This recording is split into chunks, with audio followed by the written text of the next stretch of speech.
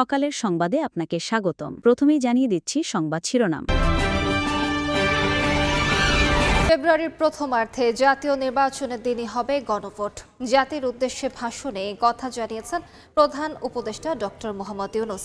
জুলাই সনদ নিয়ে গণভোটে 4টি প্রশ্নে হ্যাঁ অথবা না ভোট দিতে হবে বলেও জানান প্রধান উপদেষ্টা। সনদের আদেশ উপদেষ্টা পরিষদে অনুমোদনের পর গেজেট আকারে প্রকাশ করা হয়। এদিকে জুলাই সনদ বাস্তবায়নের আদেশে সই করেছেন রাষ্ট্রপতি মোহাম্মদ শাহাবুদ্দিন। দেশের বিভিন্ন জেলায় যানবাহনে আগুন ও সড়ক অবরোধের চেষ্টা করে দুর্বৃত্তরা। শরীয়তপুরে সন্ত্রাসীদের ককটেল বিস্ফোরণে আহত হন বিএনপি নেতা সহ 10 জন। এই ঘটনায় 7 জনকে আটক করে পুলিশ। আর নাশকতা ঠেকাতে রাজপথে নানা কর্মসূচি পালন করে রাজনৈতিক সহ বিভিন্ন সংগঠনের নেতারা। চরম নিরাপত্তা ঝুঁকিতে যশোরের নওয়াপাড়া নৌবন্দর।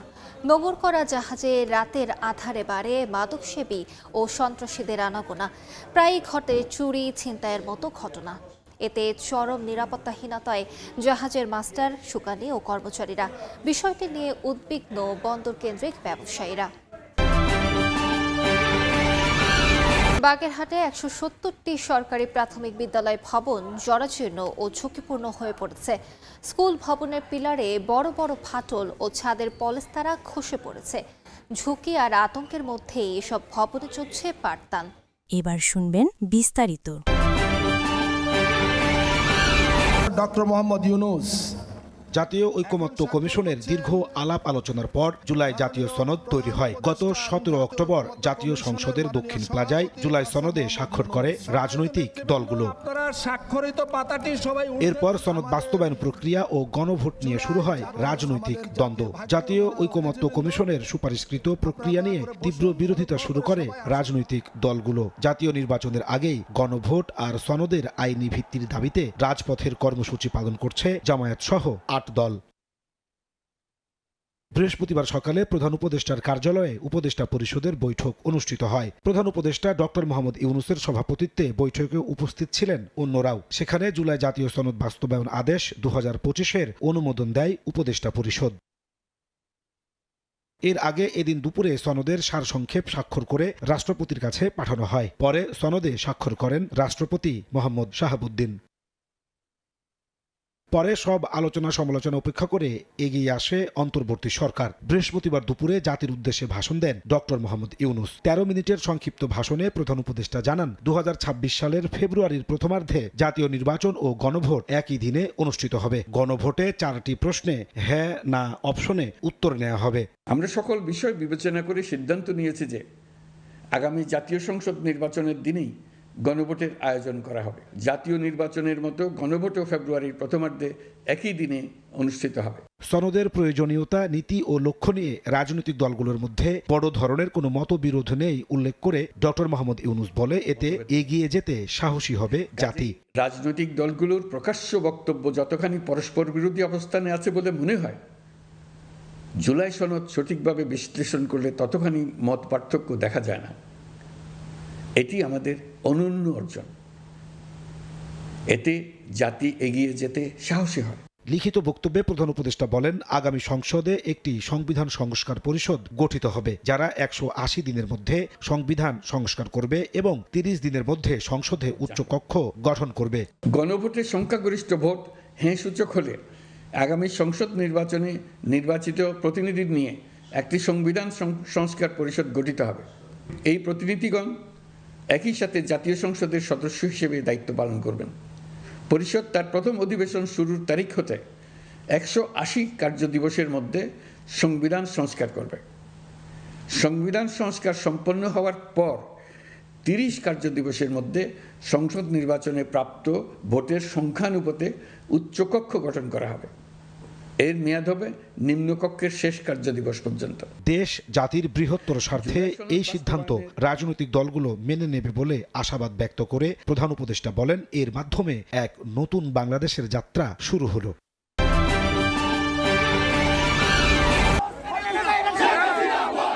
যানবাহনে আগুন, টায়ার জ্বালিয়ে সড়ক অবরোধের চেষ্টা। কার্যক্রম নিষিদ্ধ আওয়ামী লীগের লকডাউন কর্মসূচিকে কেন্দ্র করে দেশের বিভিন্ন স্থানে নাশকতা দুর্বৃত্তদের।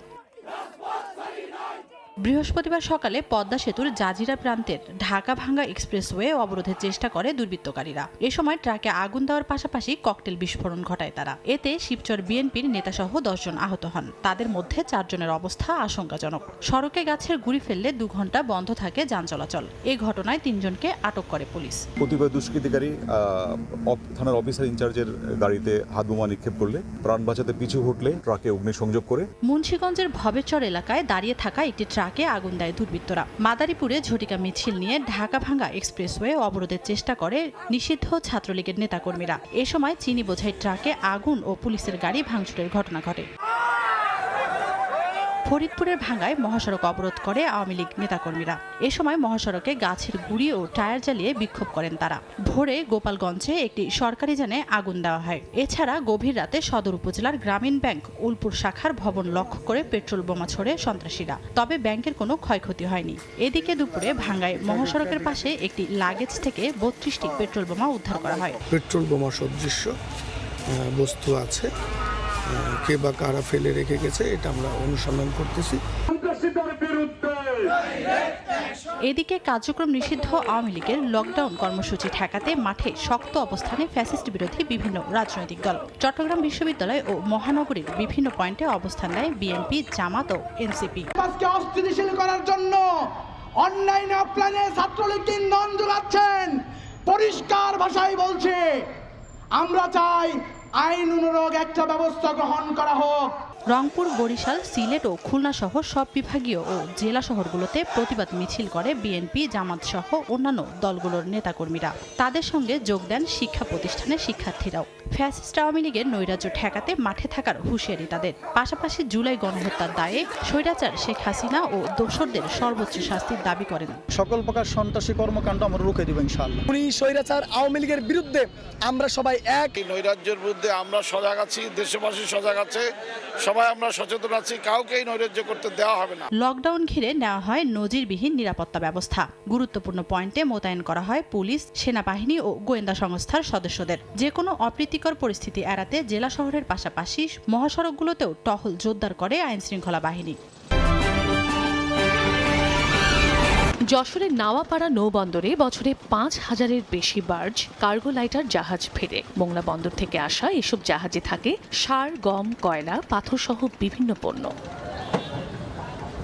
অভয়নগর উপজেলার চেঙ্গুটিয়া থেকে ফুলতলা পর্যন্ত এলাকা জুড়ে বিভিন্ন ঘাট পয়েন্টে এসব কার্গো থেকে পণ্য আনলোড করা হয়। অভিযোগ রয়েছে, গত 1 বছর ধরে সন্ধ্যা নামলেই এসব জাহাজে এক প্রকার জোর করে আড্ডা বসান স্থানীয় সন্ত্রাসী ও মাদকসেবীরা। বিভিন্ন সময়ে ঘটে চুরি ও ছিনতাইয়ের ঘটনা। এতে চরম নিরাপত্তাহীনতায় ভুগছেন জাহাজের মাস্টার, সুকানি ও কর্মচারীরা। অনেক বহিরাগত লোকগুলো আসে যারা আসলে যাদের কোনো প্রয়োজনই নেই, এরা মাদক সেবন করে এসে তারপরে ছিনতাই করে, জোর করে কার্গোর উপরে উঠে তাদেরকে মাস্টার সুকারীদেরকে জিম্মি করে সেখানে তারা গাঁজা খায়, ফেন্সিডিল খায়। পুলিশ যারা রয়েছে তাদের কাছে জোর দাবি জানাচ্ছি এটা তাদেরকে দেখার জন্য এবং এর সুষ্ঠু ব্যবস্থা নেওয়ার জন্য। অবশ্য সমস্যা সমাধানে নৌ পুলিশ সহ স্থানীয় প্রশাসনকে নির্দেশনা দেওয়ার আশ্বাস দিয়েছে বন্দর কর্তৃপক্ষ। ডিআরডব্লিউর পক্ষ থেকে নৌ পুলিশ এবং থানা পুলিশকে আমরা এই প্রয়োজনীয় ব্যবস্থা নেওয়ার জন্য আমরা চিঠির মাধ্যমে এবং মৌখিকভাবে আমরা 1990 সালে যাত্রা শুরু হওয়া এই বন্দরের দৈর্ঘ্য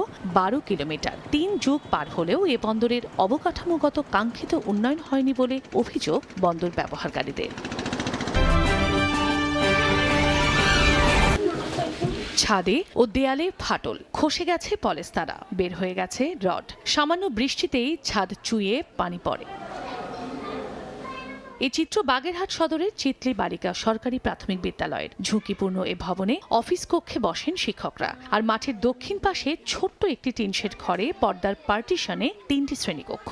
একই সময়ে 3টি ক্লাস শুরু হলে শব্দে ব্যাহত হচ্ছে পাঠদান কার্যক্রম। বারবার অফিসে অনেকবার আবেদনও করেছি, কিন্তু আমরা এই পর্যন্ত কোনো সুফল পাইনি, সুরাহা পাইনি। একই চিত্র জেলার কচুয়া উপজেলার রাড়িপাড়া, ভাষা ও দোবাড়িয়া সরকারি প্রাথমিক বিদ্যালয়ের। কোনো বিদ্যালয়ে নেই ভবন। ঝুঁকি আর আতঙ্কের মাসের মধ্যেই এসব ভবনে চলছে পাঠদান কার্যক্রম। বর্ষা পড়লে টিন থেকে পানি পড়ে, শ্রেণীকক্ষ নেই, তাই আমাদের একটা ক্লাসের মধ্যে দুটো ক্লাস করতে হয়। ভাঙা বিল্ডিং, এখানে তো আসলে পাঠাতেও ভয় করে। কর্তৃপক্ষকে বারবার অবগত করেছি, তা আশ্বাস যায় কিন্তু কাজে ভালো হয় না। ঝুঁকিপূর্ণ ভবনের তালিকা প্রস্তুত করে শিক্ষা অধিদপ্তরে পাঠানো হয়েছে বলে জানান জেলা প্রাথমিক শিক্ষা কর্মকর্তা। উপজেলা থেকে একটা তালিকা সংগ্রহ করে আমরা প্রাথমিক শিক্ষা অধিদপ্তরে প্রেরণ করেছি। এগুলো ভবন নির্মিত হলে আমরা আশা করি যে বাগেরহাটের প্রাথমিক শিক্ষার মান উন্নয়ন ঘটবে। প্রাথমিক শিক্ষা বিভাগের তথ্য মতে বাগেরহাটে 1162টি প্রাথমিক বিদ্যালয়ের মধ্যে 170টি বিদ্যালয়ের ভবন জরাজীর্ণ ও ঝুঁকিপূর্ণ রয়েছে।